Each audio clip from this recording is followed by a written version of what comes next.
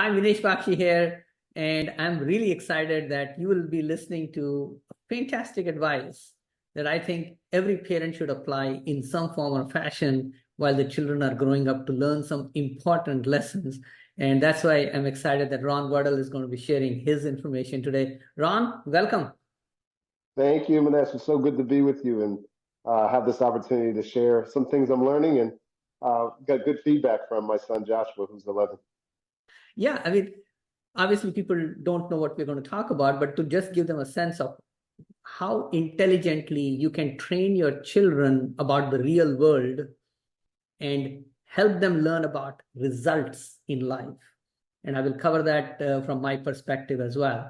But first of all, Ron, why don't you just tell people a little bit about you, your background? You have so many different things, including you added real estate now in your portfolio. So tell us about you.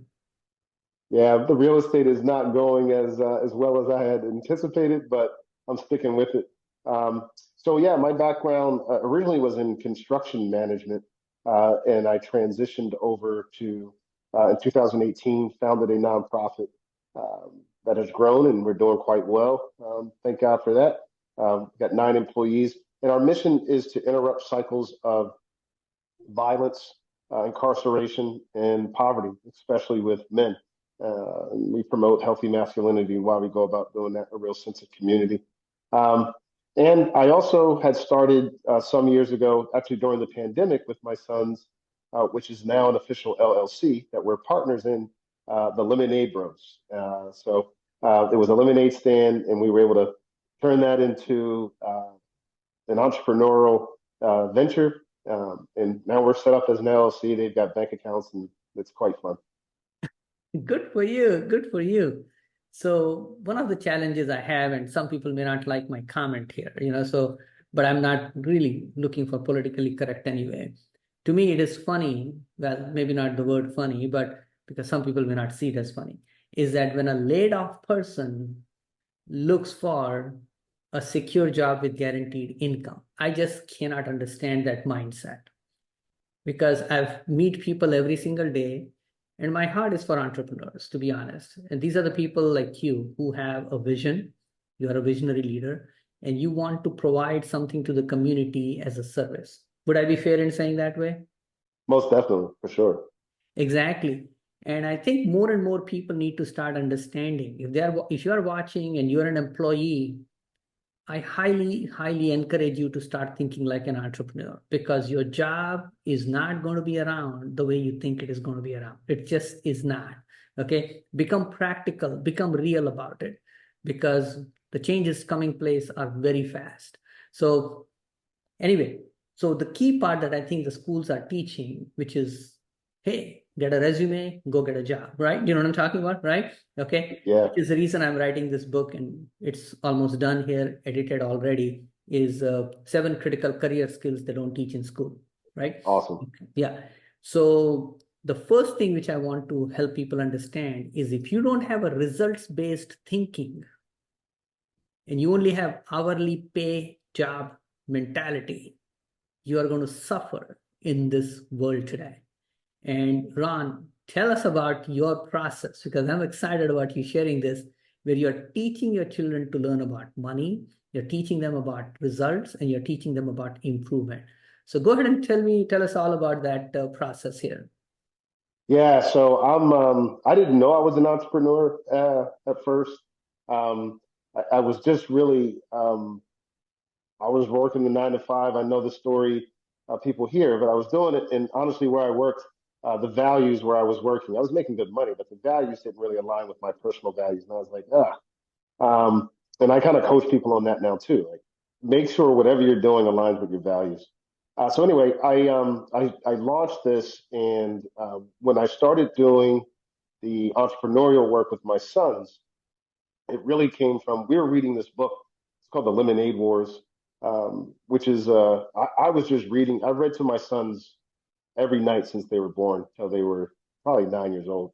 I just knew the importance of vocabulary, and so much can be learned from reading to your children. So this book was they were around 6 years old. They were 15 months apart, Josh and Isaiah, and I had heard this book was a good book. I didn't really know much about it, but what it ended up being was a book on entrepreneurship. And it was two lemonade stands that were competing, brother and sister. And each chapter essentially was a business term. And so I was reading one night to them, and we were reading a chapter on added value. And my oldest son, Joshua, who was 7 at the time, stops me, who I really don't want him to stop. I really want him to be going to sleep at the same time, but he stops me and he's like, I get it. And I'm like, what do you get? And he goes, this is what McDonald's does. I don't even like their cheeseburgers, but I want the Sonic the Hedgehog toy. So I asked for it. And I was awestruck. I was like, this kid understands it. I tell that part of the story to set up the lesson because what made sense to him at that point in that story was this idea of how business works and how you can generate money and connections. The following year, we did a lemonade stand outside during the pandemic. And I pulled them in and we talked about our upfront cost, what we would need to purchase, and how much um, overhead we had, what would be our break even point to make money. And so they understood, all right, it was $17 for the lemons, the sugars, all this. We really haven't made any money until we make $18. And so that started resonating with me.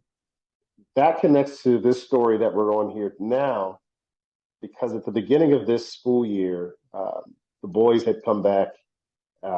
Joshua and Isaiah did fairly well, but Joshua didn't do so great in his math class. And I said to him, "Hey, man, is it just difficult, or are you not applying yourself? Like, what's going on with math?" And he's like, I'm passing though." And that's not the kind of attitude that I like. If you're gonna be my son, we're not doing just enough. And so I was thinking about how to motivate Joshua, and I assigned dollar values to his grades. And so at first I was like, I'm going to go, $10 an A, $5 a B, and really looking at the benefit of those higher grades. But then I was talking with a friend, and we were just talking about, that's a great idea. He's also in business. He was like, here's another piece that you could add to this, because this is how life works, right? When you make bad decisions, there are consequences. And so what we did is we added a kicker. So if you get all A's, you will get a $30 kicker on top of your $10 for each A. So you can stand to make $80. We're talking your key subjects. But then we added some negative dollar amounts. So if you get a C, you lose 10. And if you get a D, you'll lose 20. And so now, at first when I rolled it out, this doesn't seem fair. I can't believe this, but I posted on Facebook, and it was an experiment of my end, bringing my business acumen to my parenting, seeing if it could work. And he texted me. So that was his end of his first quarter grades. And so his interim report for his second quarter, he texted me. Look, he was with his mom, and he texted me about 7 o'clock in the morning before school. And he goes, "Dad, I got an A in this class. I got an A in this one. I've got a B in this one, and I'm 4 points from a B in this one. I'm going to get all A's. That's what I'm shooting for."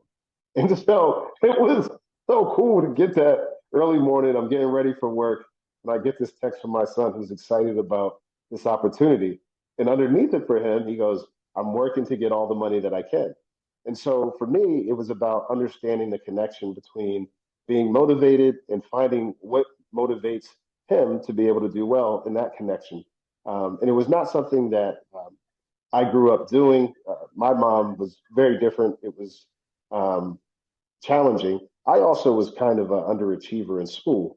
And so that mindset really grated on me. I was always like, yeah, I'm all right. I did good enough. And folks would always say, "But you're smart enough, man, to do this." And I'm just like, that same attitude that he had. So now I'm on this then as his father.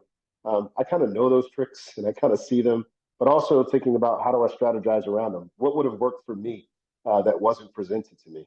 And so this is one of the things that has motivated Josh, and it's been really, really cool. And it's assigned to both of them now. not just Josh, both our sons, we operate off this process of you know, positive reinforcement, and there's consequences if you don't. One of the cool things though that they've learned, so Joshua has said, this is what I'm going to do with my money. I'm not going to take it. I want you to hold on to it. And what I'm going to do is I'm not going to cash out till the end of the year. I'm going to save it up. As long as I don't have it, I know I won't be tempted to spend it. Fortunately, he doesn't know about interest yet, but soon he'll be asking me, if you hold it back, can I get some interest on it? But yeah, that's the story, man. Figuring it out as a parent, Minesh. Well, exactly. And to me, this is what I want to let every parent understand. This is my philosophy in parenting. Life has predictable events. Now, it may have unforeseen events at times, but life itself has predictable events. At some point, you start walking, you start talking, you go to get some education. Okay, you develop some skills for your career and profession. At some point, you're going to be looking at maybe finding a spouse, having children, accumulating wealth. These are going to be steps which are extremely predictable in everybody's life. What shocks me is there is no preparation plan. There is just none. Parents don't know it. Children don't know it. The schools don't teach it either. And then we are confused as to why we have these children who are sometimes disengaged, the productivity is not there, and there are all these kind of problems. It's like, we already know what's going to happen in everybody's life. We already know it. God designed us as a certain way, right? Do you know what I'm saying? And it's not going to be different for you or me. The sun rises every day, the sun sets every day. Okay. So if I know sun rises every day, if I know sun sets every day, by the way, after our call, I'm going walking to the beach because it gets sunset a little sooner than I like. But anyway, what I'm trying to say is, then I know that already. Why shouldn't I train myself as a parent to be able to teach and train my children to cope with those situations? Is that making sense to you what I'm talking about, right? Okay. 100%. That's all my philosophy in coaching is. My daughter is 20, and I figured out that for girls, somewhere about 22 to 25 is the right age to get married, based on either you look at Bible or you look at human psychology. You also look at physiology of women. You know what I'm saying? It's like all of those things combination. Somewhere between 20 to 25 is ideal. Not for any other reason. It's just that self-esteem wise, they're not yet grown. You know what I'm saying? Right? Yeah. And their body and their responsibilities are a little less at that time. So anyway, so my daughter is 20. So that's the plan of action. You know what I'm talking about, right? Okay. Yeah, for sure. It's all predictable. It's all predictable. Yeah. And if you and I just look at that, it makes the life a lot simpler to me to say, hey, focus on this and focus on that. And the lesson, the way you are teaching it, is extremely real world, which is what I want. I didn't do it, so I'm glad that you are teaching it, and I'm going to be applying it in my family as much as I can. My daughter is already 20, so it's a little different because she's starting to get paid for some of the production as well. But my son is 15. He's turning 16 next month. I can definitely see applying what you are teaching as a philosophy that he will learn from it in life. And because he's now getting to be 16. Have you heard of a book called Rejection Proof, by the way? No, I haven't heard of that one yet. Okay, it's a phenomenal book. This is a book about a man. His name, I'll pronounce it, but people may not get that. His name is Jia Jiang. He's from China. And he went on an experiment, I think about 100 days, of getting rejection every day. So he would put himself in a place where he's likely to get a no, which is how he wanted to become rejection proof. And he has all of this documented pretty much in like a couple of minute videos every day. You know what I'm saying? So he actually took videos of all of this going on, and you can watch it. You can read the book as well. You can see his speech on TEDx and everything else. But the point is, I'm going to put my son in that position of getting those rejections every day. Yes. Because that is a skill. Now, it's an emotional skill, not an academic skill, which is the difference, right? Emotional skill of being able to take a no and still go to the next one, right? And so anyway, so that's the skill I'm working on now for him. Awesome. Because he needs it. I don't care what other skills he develops, whether he learns algebra or differential calculus, who gives a rip about that one? I have all of those. But from 16 to 18, if he masters one skill called rejection, That's right. That's his right. life is made. Look, I love that. And I love the fact that looking at it from your perspective and saying, just like a coach, that's how I said to my son too. Like, all right, this is an area that I need to help reinforce. You got these things. If I support you in these areas, though, like you said, the other things will fall into place. This is the area, and that's the beautiful thing for me as being a parent. It's not just for me. I enjoy my children in a lot of ways, but I like developing people, and so to have my own children, I'm looking to do that too. And what you said earlier about things being predictable and practical, um, same thing for me. Like they're gonna have to deal with money. You're gonna be in these spaces. I've been doing this with them since they were 6 and 7. If we got to a restaurant, you've got to order your own food. You can read that, right? And then you can talk. So you order it. I'm here in case they can't hear you or understand, but speak up. You can do this, and kind of pushing them forward into those areas.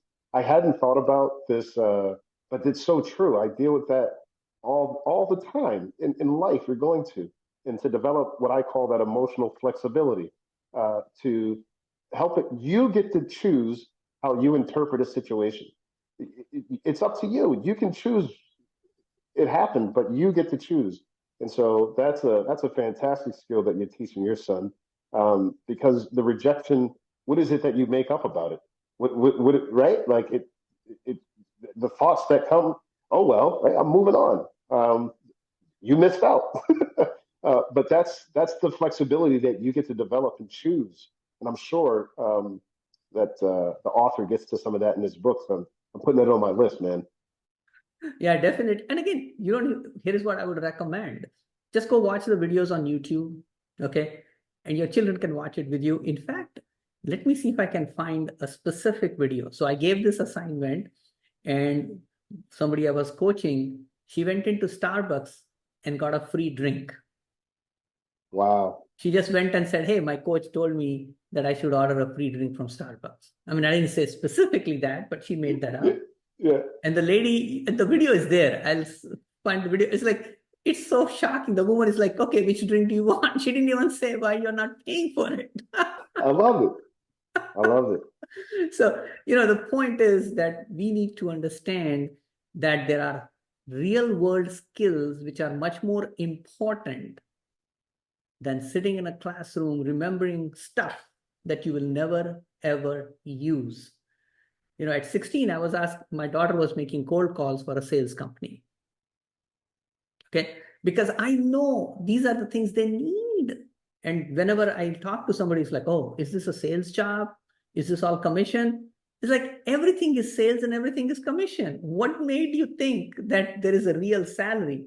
The guy who makes the company up made up the rules about the salary. You just accepted those rules as salary. You know what I'm saying?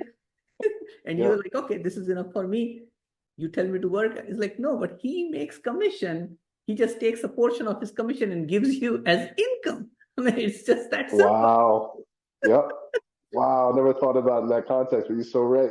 But anyway, I think these are simple concepts to be taught as young as possible.